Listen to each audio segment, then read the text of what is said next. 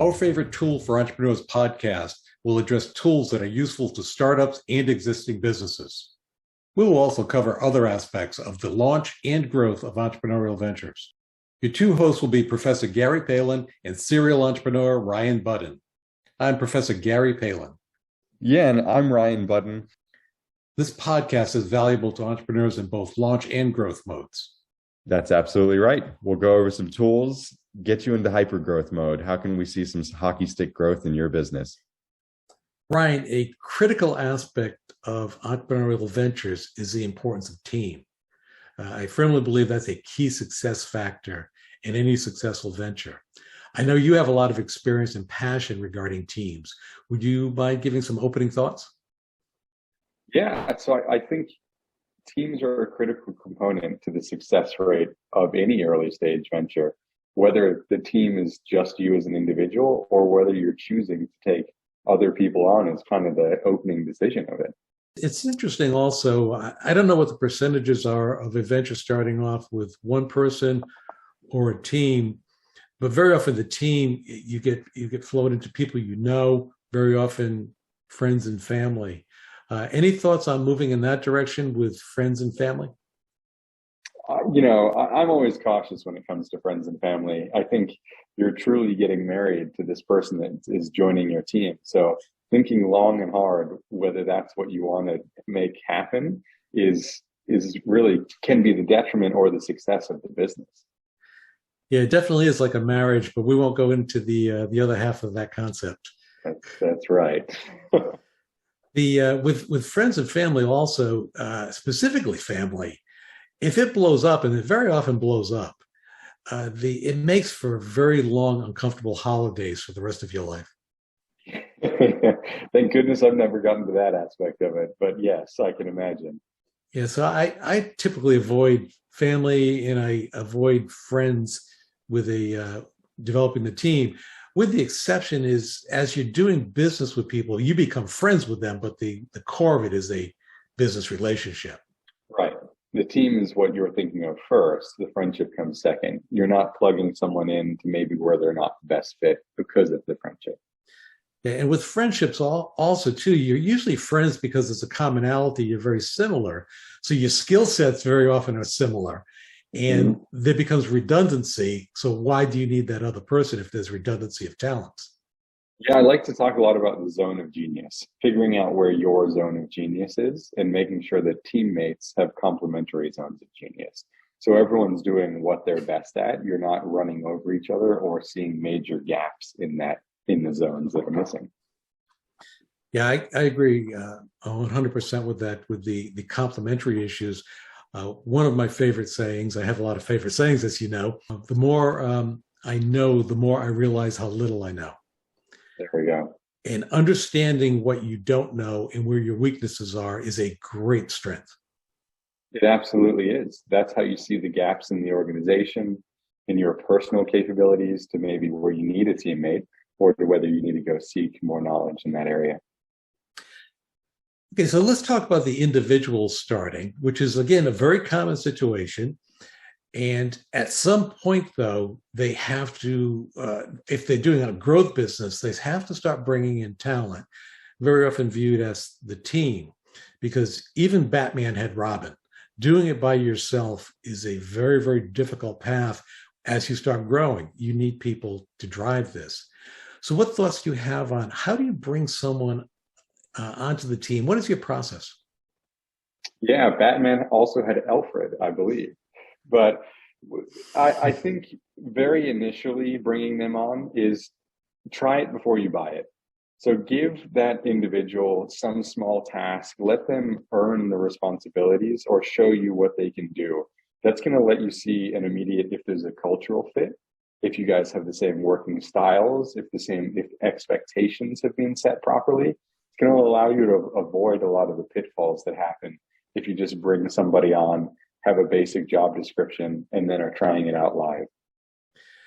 Yeah, there's another error that I see often is they'll bring someone in as a team member and immediately give them equity because they're recruiting them as part of the team. Do you mind giving some thoughts on sweat equity investing and how to avoid that scenario? Yeah, so sweat equity as a term is really important for building a team initially. So you definitely want to reward somebody in some sort of way. Equity is just one of those ways. But the concept of sweating into a salary, a role, equity is that over time you're building up what that is. So initially, as kind of the signing on, there's very little, again, salary, job positions, equity, whatever you're sweating into. And as you get more stable in that role, the responsibility, the incentivization, all of that increases over the course of time as well. Yeah, and I structure the equity in stages, so it's not you're getting X% of equity and you hit a milestone, you've hit it. I'll break it down to the smaller percentages as they move forward. Yeah, absolutely. And it can be vested or sweat into over a very long period of time. I've seen sweat equity agreements that are over the course of 2 years. You can also have milestones tied to that. So depending on what part of the team they're coming onto, you can incentivize them in different ways. If it's sales, you could allow like a performance sweat. So as they bring in revenue or they build their team, there's different sweat components that go into that as well to make sure that they're incentivized by the common goals of the organization. You're working towards the same thing. So we talk in terms of bringing in complementary talent, but how important is chemistry within that? I think it's paramount. I think there are a lot of talented people. At the end of the day, teams that are cohesive and work well together are successful teams, even if there's a slight drop in talent for that cohesiveness. The group think is what propels businesses. It's also what inevitably investors will invest in. I think you call it A idea and a B team. What would an investor rather invest in? They'd go with the B team with the A idea over the A team with the B idea. Actually, it's the reverse. They'd rather have the A team. The idea is there. The A team will fix the B idea. The B team will screw up the A idea. There we go. Shouldn't try to steal your sayings. I tell you, on that multiple choice question in my class, you've gotten that one wrong. There goes your A, Ryan. Oh, man. Okay, so how do you find team members? Yeah, so finding team members is difficult. There's no if and buts about that. I think getting referred into team members is a key aspect of it. So building up, your advisor network, your investor network, and seeing if they've worked with talented people before that could support the idea. I'm also, as I talk a lot about, a huge fan of local entrepreneurship centers. So getting tied in with your local entrepreneurship community and seeing if they have resources for teams or meet and greets. We also live in the age of the internet. So big websites like AngelList are great for people that have an idea and are looking for teammates, and also for teammates that are looking for great teams to become part of. Yeah, I would suggest even if someone is not looking to expand their team at this point, they start these activities today. And specifically the networking, because it takes a long time to build up a valuable network. And a reputation inside of that network that would allow it to work for you. Okay, another topic that's, I know, near and dear to your heart when you're forming teams, partnership agreements. Yeah. So partnership agreements, when things are easy, don't get thought about enough. And when things are difficult, it's too late. So I think investing the right amount of time inside of a partnership agreement very early on when things are easy is really key to the success of that partnership long term. We said it's a marriage. This is like you're making sure your marriage certificate is done correctly. So looking at every facet of it, what are the worst case scenarios? What are the best case scenarios? So that you're having these conversations, and when things become difficult, you can fall back and see exactly what plan you laid out. And I view a partnership agreement as an agreement to agree. Mm-hmm. And if you can't agree on the partnership agreement, you might not want to be in partnership with this individual. A good way of putting it. And it has to be in writing.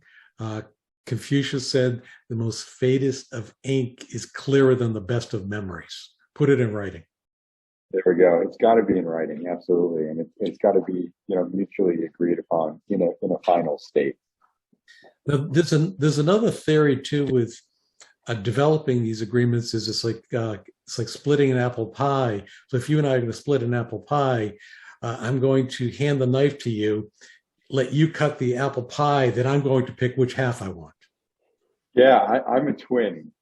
So that was a religion in its own in our household growing up. And you better bet everything was cut with laser precision.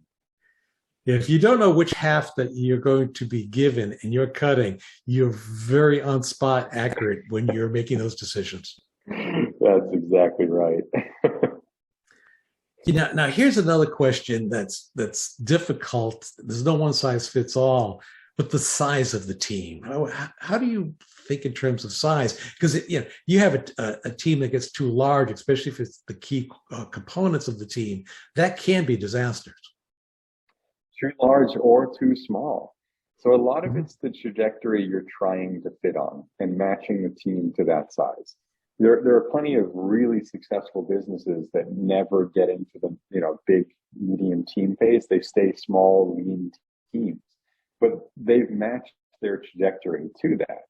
So if you're in the seed round phase where you're trying to get that hockey stick growth, you're gonna have an influx in team members to support that. And oftentimes in those funding categories, you see that a lot of that funding is going towards personnel growth. So I think about it in a planning for the future way. And then laying on top of that, the hire slowly, fire fast. So making sure that you're building the support network that you have around you in the form of a team before the need is met so that you can afford to make decisions and take your time getting quality people early on. Yeah, I agree with that. And doing your due diligence, which is the hire slow component regarding team. And also when you're looking at the individual that started a venture and starts bringing in team members, they have to be very flexible and open-minded and not try to dominate, because that will cause a major problem and you will lose very talented people if you don't let them bring their talents to the forefront. Yeah, the mentality change from going from a one-person organization or even a core team, so 1, 2, or 3 people, to then bringing on other support staff is huge. You have to allow the team to grow. I've gone into plenty of early stage startups where the founding team is extremely cliquey, for lack of a better word. And that doesn't lead to great results. So before we wrap up, do you have any final thoughts on building a team? Just that teams are really important. So as growth of a venture is happening, make sure you're putting enough time into the personnel around you, not just the idea or the business plan or the basic revenue. Make sure you're working with the team that you have and thinking about team for the future. Well, great points, Ryan. I appreciate it. And you have a great day. Absolutely. Look forward to talking to you soon. Thanks. Thanks for listening to our favorite tools for entrepreneurs with Professor Gary Palin and Ryan Budden. We hope you enjoyed this deep dive into topics that assist with the launch and growth of your entrepreneurial venture. As always, you can head over to ProfSpirit.com to check out more resources and courses designed for you, the entrepreneur. Also, please follow us on Spotify, Apple Podcasts, or YouTube to get the most up-to-date information as it is released.